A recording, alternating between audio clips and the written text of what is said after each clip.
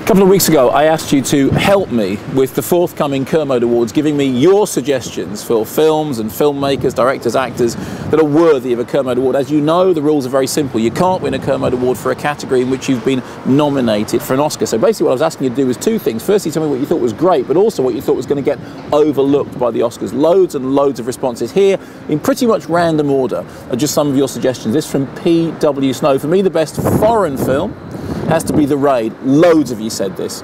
Although, does a film made in 2011 but released in 2012 count? Yes, it does. Sadly, it will be completely ignored by all other awards, despite being a great film by a director with very little experience. The Raid came up time and time again, and it is, of course, a very strong contender for Best Foreign Language Film at the Kermode.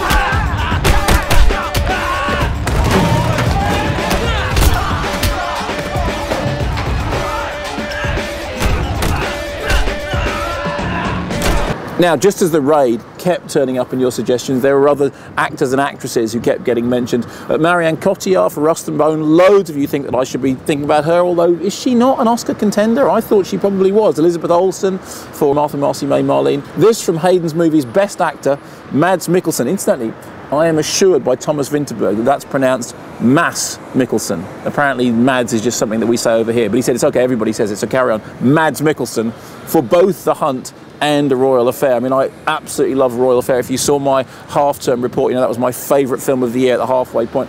He's a very strong contender. Jeg tror, du kan blive en fantastisk konge, Christian. Jeg tror virkelig, du kan gøre en forskel, hvis du tør at bruge din magt ind i koncertet. Jeg ved ikke noget om alle de ting der, det kan jeg ikke. Det er sikker på, du kan.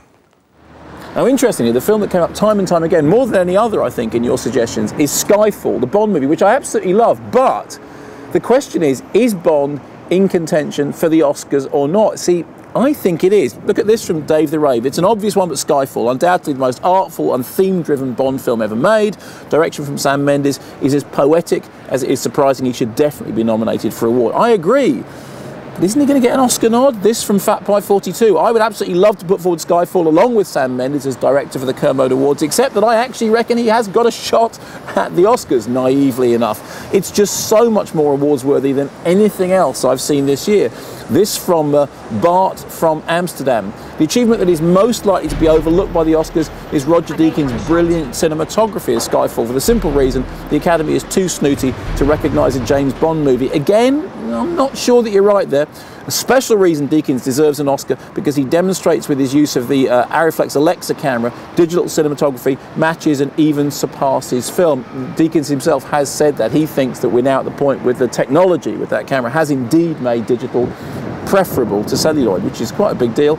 And this from Mad Prophet, as somebody suggested on the 5 Live show last week, Roger Deakins deserves recognition for shooting the most beautiful Bond film ever made. I mean, don't get me wrong, I love the Bond film. I think it's beautifully shot. I think Daniel Craig is really good, and I think Sam Mendes has done a terrific job directing it.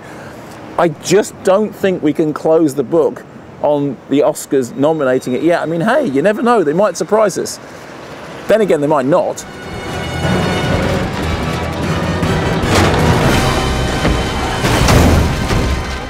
Here are a few more popular suggestions. This from DP Nixon, echoing something that was said throughout your suggestions. Peter Strickland and Toby Jones deserve plaudits for Barbarian Sound Studio.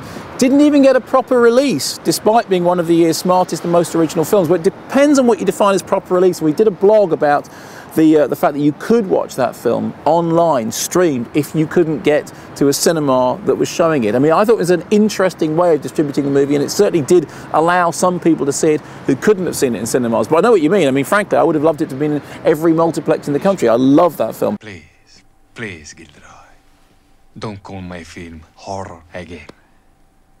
Slip the tongue. Don't worry, it's okay.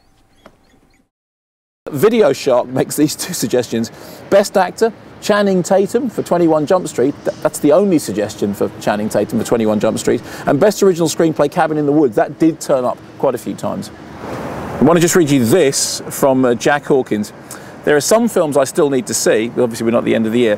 However, Killer Joe is probably my favourite film of the year so far. It has great acting, a real originality and a warped tension that you don't encounter that often. It's all the more deserving as it hasn't got a hope in hell of being nominated. And loads of you have said, actually, you think that I should give the award to Matthew Mahogany for his role in Killer Joe, also for Magic Mike, because, you know, it's very unlikely that Killer Joe, an NC-17 movie, would get an Oscar nomination, but he is blindingly brilliant, and you are not blind to the irony of the fact that I have been in the past quite rude about Mr. Mahogany, but I do think he's absolutely brilliant in both Killer Joe and Magic Mike. Smells heavenly. Who would like to say grace?